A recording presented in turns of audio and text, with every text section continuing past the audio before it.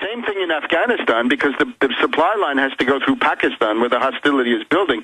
You've also got the fact that the U.S. has forces in a total of 11 countries to try to encircle Iran. The 11, if you want to hear them, Iraq, Afghanistan, Turkey, Pakistan, Kuwait, Azerbaijan, Armenia, Turkmenistan, Saudi Arabia, United Arab Emirates, Kyrgyzstan. There's U.S. bases in all of those. Now, let's suppose, instead of being a factor of strength, that dispersal of forces and fragmentation of forces turns into a liability. The standard response, and I confirmed this with a U.S. Navy captain of the nuclear submarine fleet this past Sunday night. He said he had been, when he was in the service, he was in a drill where the assumption was 35,000 U.S. forces are surrounded and cut off in Iran or near Iran. What do you do? Well, the thing is you fire nuclear weapons immediately. And similarly, if you do anything with Pakistan, Pakistan has nuclear weapons. So I think we've got three ways it can go nuclear. The Israelis go nuclear. Webster, hold on. I know you've got to go, but this is too... Webster, I know you got to go. This is too important. Do a couple more minutes with us on the other side and finish up, put a bow on what you've been talking about and how this will unfold if they do strike Iran. We're on the verge of World War III, ladies and gentlemen. We're on the march. The empire's on the run. Alex Jones. All right, ladies and gentlemen, I'm going to take a few rounds of calls here as soon as Tarpley leaves us in a few minutes. And then, for the entire last hour, the phones are going to be open only for military and police, because top secret USA in the Washington Post is nothing.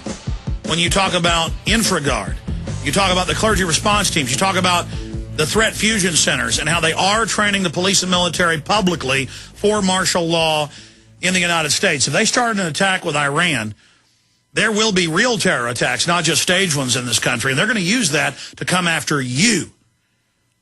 That's what this banking structure needs, is an outside threat as a pretext to control our lives. And we've got to reach out to the military and police now, ladies and gentlemen, now, before they shut the web off during a war, like Lieberman told Candy Couric on CNN. We're going back to Tarpley here briefly to finish up with how this nuclear war could unfold. It's not just Tarpley. Mainstream news, mainstream analysts, the Russian government are saying this could lead to nuclear war. Our own military says they're going to use nukes. 4 years ago under Bush, they had a plan to use, quote, small nukes. So we'll talk about that with Tarpley in a moment and go to your phone calls. Okay, Webster, finishing up, you were getting up to the point of nuclear weapons being used, and the Bush administration 4 years ago said that's part of the CENTCOM attack profile if Iran responds. If Iran as much as fires an anti-aircraft weapon back at an aircraft, they're going to be nuked. Go ahead. Again, I think you can see three ways. One of them is with this Iran-Hezbollah combination. So far, Hezbollah, as we saw in 2006, has had a counter-value strategy vis-a-vis Israel. In other words, they point these rather crude rockets at a city, Haifa, or some other place, and they hope it's going to hit something. So it's basically terror bombing of cities.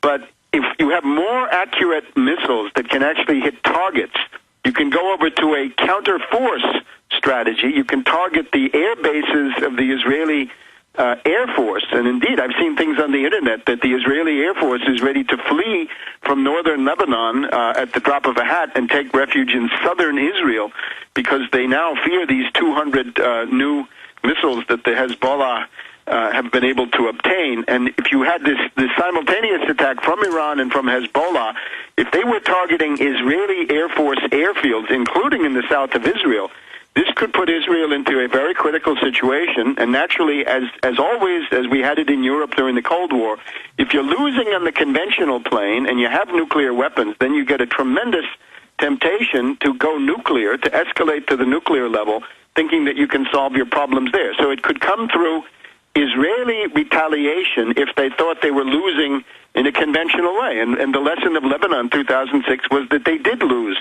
in a conventional way. Second was by the U.S. If the U.S. forces are encircled anywhere, Iraq, Afghanistan, or these total of 11 countries, then nuclear forces might be used. Well, that's always been the default, going back to two-man teams with things like Davy Crockett tacticals. right? And then Pakistan, right? Anything that, if you're attacking Pakistan, you have to remember that the U.S. is deterred from directly attacking Pakistan, or should be, by the fact that Pakistan has nuclear weapons. They can defend themselves. That's why you have to do all this subversion with the help of WikiLeaks and others to get the Pakistanis going.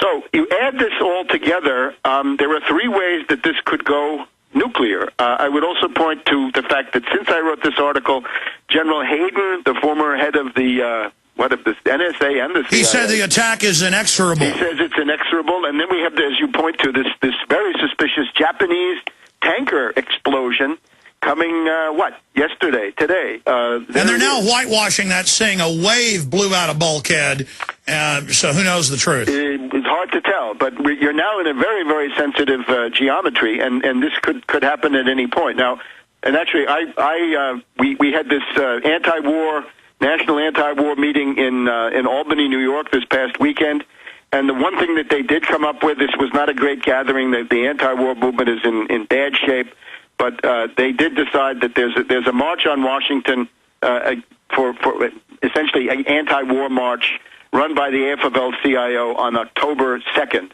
So that's obviously not going to be a very aggressive program. It's probably going to be something they try to channel into supporting Democratic candidates for Congress, obviously, but still, I think you can inject some stuff into that. It's also interesting, yesterday, the Democrats in the House voted to, there were about 102 of them, I think, who voted to end the Afghanistan war pretty much right away, which is an increase of 70 votes. So there's a gathering caucus of Democrats who are voting against Obama on one of his main issues, because he campaigned for the presidency on the idea that he was going to escalate Afghanistan, win, and he was going to track down bin Laden. So again, my favorite slogan, you have two choices in life, get active or get radioactive.